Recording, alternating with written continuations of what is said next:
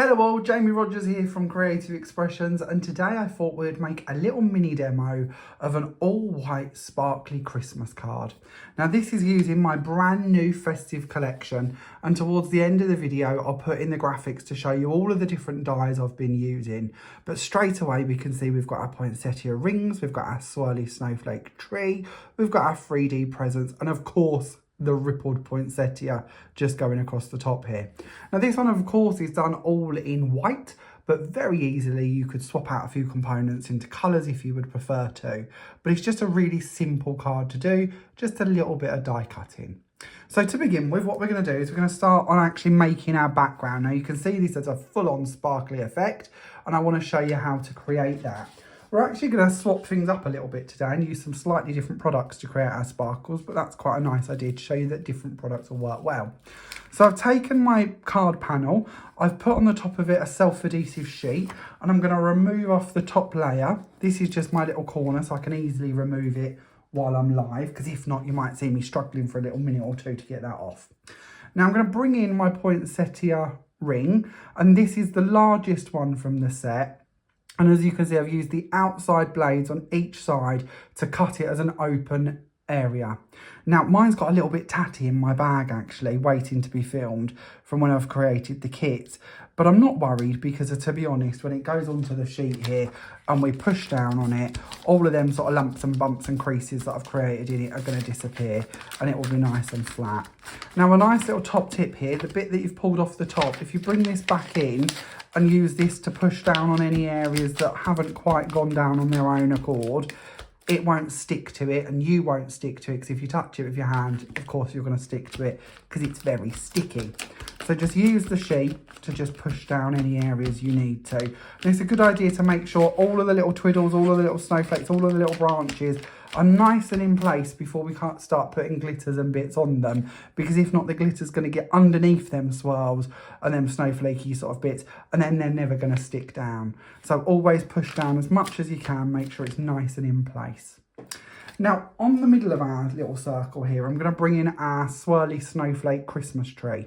And I'm going to place this down to begin with, just as the first one on there. Now, we're going to build that up later, but I want to mark out where that's going to be. And again, it's going to save me gluing the whole panel down onto the card when I do decide that I want to put it in place.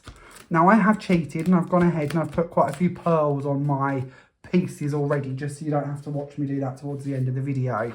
But of course, if you haven't done them already, it's a bit easier to push it down flat. Now, on my card I shared with you, this one, I used one of our wonderful products. This is our glitter bits in Frosty Sparkle. But today I thought we would actually go in and we'll use some glitter jewels. Now, these are an incredible product from Cosmic Shimmer and Creative Expressions. And I've bought today 2 different grades of these. Now, with the Frosted Sparkle glitter bits, that actually has 3 different size particles of glitter in there, which is what gives you that high intense sparkle, and that's a lovely product too. But with these, one of them's got a slightly more iridescent finish, and I'm going to use the iced snow. So if you have a little look in there, how pretty is that? So what I'm going to do is I'm going to sprinkle this over the top, and I'm going to bring in one of our sponge applicators. Now, if you haven't got the sponge applicators, honestly, these are a must-have. They're like magic because they don't stick down to the self-adhesive sheet, but they will help you burnish down your glitters, your gilding flakes, any of them sort of products that you want to put on and you don't necessarily want to get covered in it and you want it to go down onto the sheet nice and neatly. So we're going to just work around the panel here. Could have done with a slightly bigger piece of paper, to be honest, but never mind. I'm just going to go all over this, and I don't need it to have a complete coverage because we want to bring on a second glitter in a second. So we can take that one away, and look how pretty that is. Look how sparkly that is. So that's the iced snow in the glitter jewels. We'll tap that back into the pot. We're going to need some of this again in a minute. So we'll tap that back into there. And we'll try and clear this up as we go so we don't contaminate. I'm such a messy crafter, so I'm going to try and be clean as I go through it. We can pop that little excess bit back into the pot as well. Then while we've got this panel as it is, we're going to bring in our diamond sprinkles. Now you're going to straight away see in the jar that this is a much finer grade of glitter. much, much finer than the one we just used, the ice snow. And the reason we're going to use both of them is when we bring this one on and we put this over the top, any of the areas that have sort of been missed by the first one will take this grade on, and it's going to go in between all of the little gaps and go down and give us even more sparkle. So just burnish this exactly the same over the top with your sponge applicator to make sure they're nice and in place. Just brushing those away. Now, of course, you could choose to go for another colour of glitter. And if you was to do that, then you'd get like a nice cracked colouring come through, and that can look really nice as well. So I'll tap that one off, and oh, look at that. You can virtually see the sort of snow texture in there, can't you? Between all the different grades of sort of particles and the different texture and reflection from them, you've got that true sort of falling snow feel to it, and it's all there. It's going to stay there. It's on our self-adhesive sheet, so you've made that sort of textural background by just mixing the two. So make sure I put this back into the right jar. We'll replenish that one, and then we're going to go on, and while we've got our glitter out, before we clear that away, we'll do the next layer. So underneath all of this, if we have a little look back at the original card, you can see that I've got a sparkly layer running around underneath here. Now, I don't want to use a whole nother self-adhesive sheet because that would be slightly wasteful. So I've bought in a 12mm double-sided tape, and I've just put that all the way around the sides so that we've got exactly the same again, just a nice area that we can once again put our glitters onto. So we'll start off again with the wider one, or the bigger one, the ice snow. And we can go over this one, just burnish that down, just so it all coordinates. Then we'll turn that, we'll work round this side as well. Now, I know I often go on about this, but never forget that glitters, especially like this sort of size particle, this sort of style, don't only use them in your sort of dry ways like this, as we are with our tapes and our self-adhesive sheets. Think of them as ingredients to go into different items. And by that, I mean things like texture paste.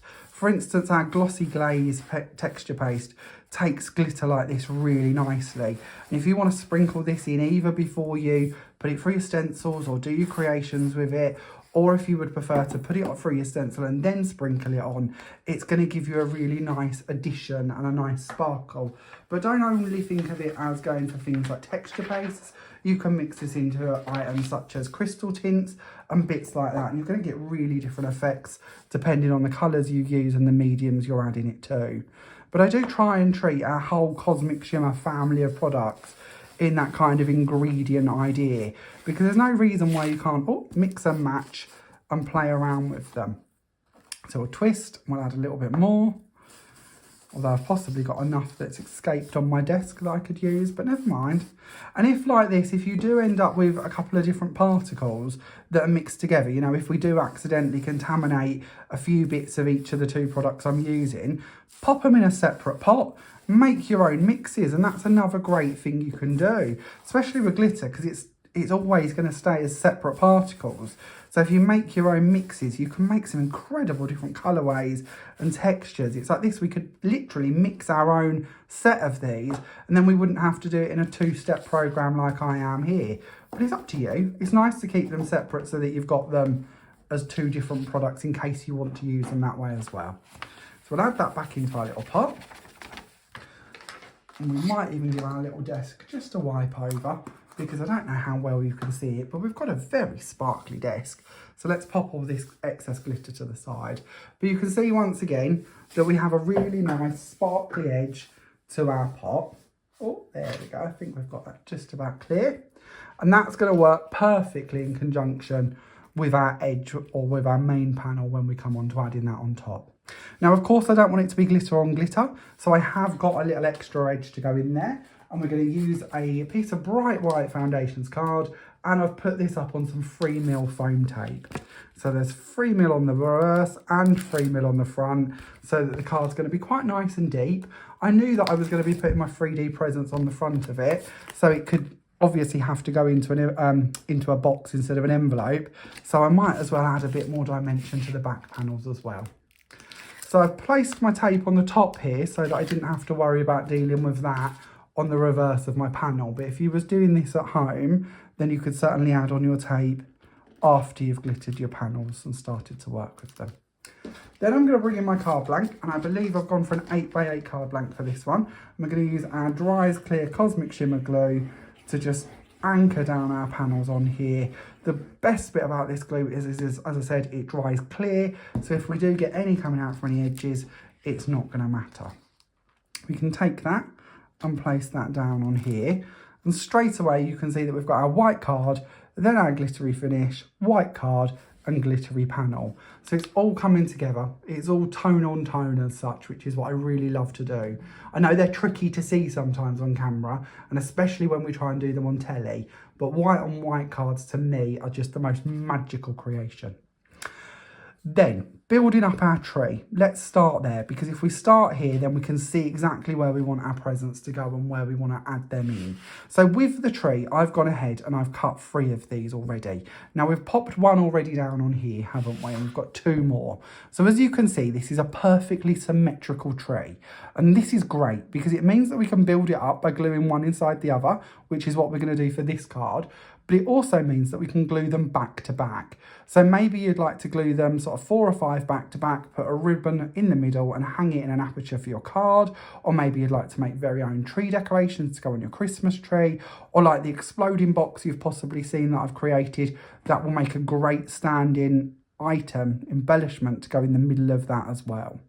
So many ways in which we can sort of benefit from the fact it's completely symmetrical. So a few little dabs of glue down the spine, and of course on the star, and then we can match that up. And oh, I'm using the wrong one, forget that. Let's do this one first.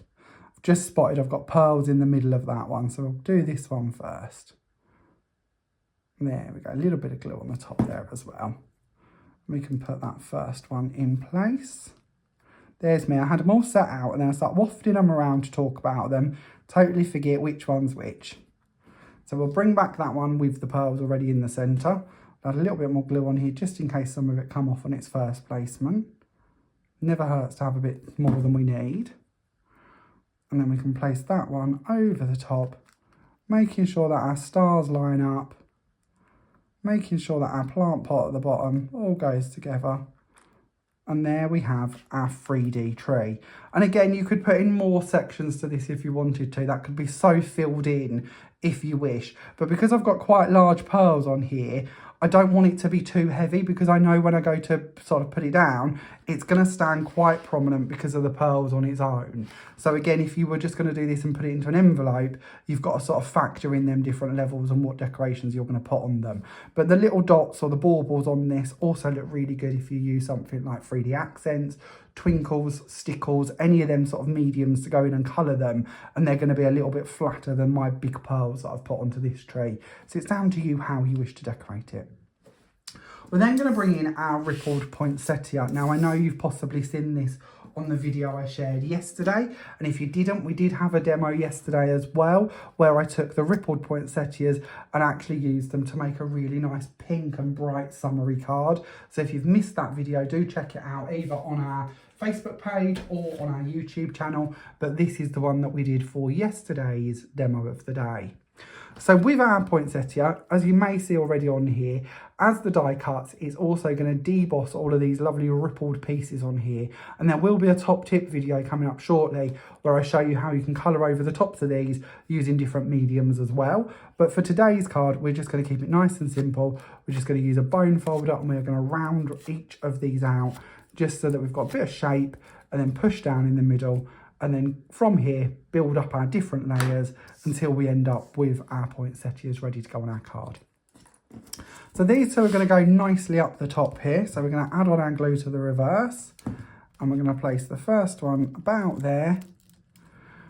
And give these a minute to set because we're on quite a lot of texture and quite a lot of glitter. We're going to 3D this one as well. A bit of glue on the reverse of that one. And we're going to place that down on the top here. And I really like how you've got these sort of poinsettias going throughout the poinsettia ring design, and then they're going to coordinate quite nicely with our sort of larger poinsettias on the top here. But don't forget, within the rings, you do actually receive several sizes of that flower. So if you would like to build these up on top of the ones that are in the design, they fit perfectly. And then there is also a larger one. So if you would prefer to use that to decorate around the top here, you absolutely could do. But it's quite nice to bring different components together. Then on to our presents. So these are our 3D presents, and there is a set of dies for this. It's called 3D presents, and when they cut, they're also going to score for you so that they are perfectly ready for you to go ahead and build up. So if we do, let's have a little look. What one should we do? Should we do the square one this time? So ever so simple, along each of the score lines, just fold this over. And we're going to come back in a second with the burnishing tool, but it never hurts to have our sort of creases just roughly put in place. And we know that they're there because of the die's already done it for us. And we can see then quite neatly where we need to be going. And we're going to take each of the components, just go across them. We know them lines are there, so it's not like we've got to put them in ourselves. It's just that we're going to burnish them down to make sure that they're nice and strong. And we're going to do that with the tabs as well. We can do that with the ends here too. Now in this set, you will also find that there is like a line, which is perfect to wrap around them like a ribbon. There is also some bows. You've got some hearts. There's some balloons as well.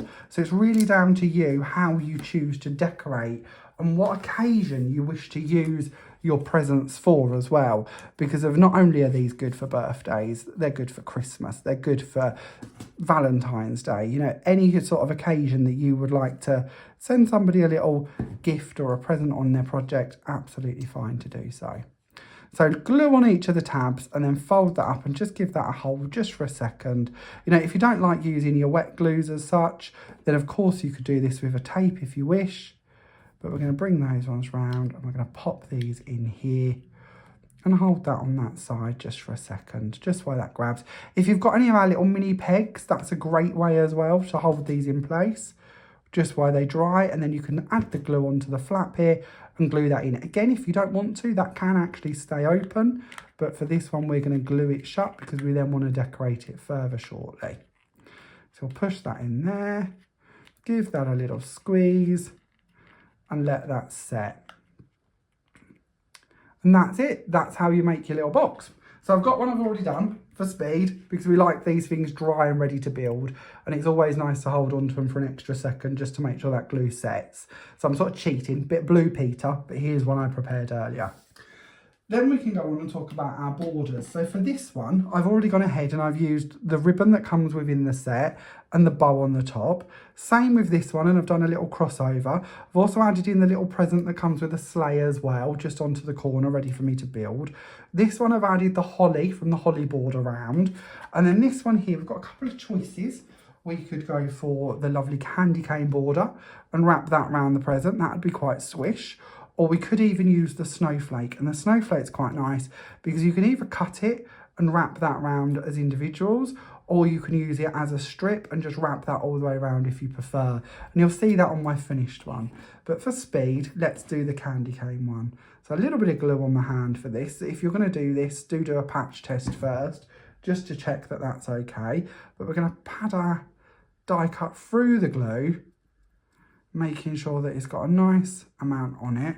And then for this one, we're just going to go one way with the strip. So we're going to pick the side we don't want to see, which is this one, because it's got a more visible join. And we're going to wrap this all the way round, just giving it a little squeeze as we go. And then when we get to the reverse of it, we can just cut that bit off, knowing that if that's slightly messy, it doesn't matter because that's the side that we're going to put onto the actual card. Then from there, we can bring in one of the bows. So again, this gives you a selection of bows. So I'm just going to take the bow and I'm going to give it a little crease in the middle. Small amount of glue on the back of the bow. And we're going to place that onto that ribbon as well, just to decorate that up. There we go. I think it's stuck to my tweezers, bless it. Come off. There you go. And then we can build these onto our card. So we're going to go for 4 presents on this one. And we're going to start off with this one on the side here. So a bit of glue on the reverse, covering up all of those inner workings, making sure that we really anchor this down. And we're going to stand that one just off to the side here. We're then going to bring in, oh, should we go for this one? And we're going to add some glue onto the reverse of this one. And this can be actually what our tree is going to stand on. It's going to be the base of our tree. So I'm going to put that one down here. And then we'll go for the one with a ribbon on. And again, I've cut my strings at the reverse of this so that they're in the right places. And we're going to stack that. I might even leave it at 3 actually. I quite like it with 3. It's quite nice to show actually how you could be heavier or lighter. But we could bring this one in and we could say, I've got a gem here already, but we could put that there. Or we could put it off to, we might put it off to one side. Can you hear the cogs whirring from where you are? Is that going to look better with 4, do we think? Let's go for 4. So we'll add on a bit more glue to this one. And I quite like it if you stand them sort of on angles. So it looks like they're so stacked up that they're sort of going off on their own tangent. So we'll give them a little second to set. And just push those down. And that gives you our little Christmas tree with presents set on this one. And I'll bring in the original again so you can see the difference in the 2 different types of glitter, so that you can get an idea of how you would like to make yours sparkle. Don't forget the first one was completed with our Frosty Sparkle glitter bits.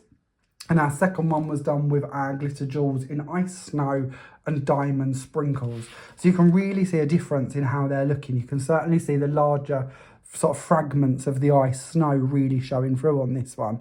But hopefully that will give you a bit of an idea on how you could create a nice white work style card with this collection. If you have any questions at all, please don't hesitate to put them in the comments and I will do my very best to answer them for you. Coming up next, I will share with you all of the dies that I've used.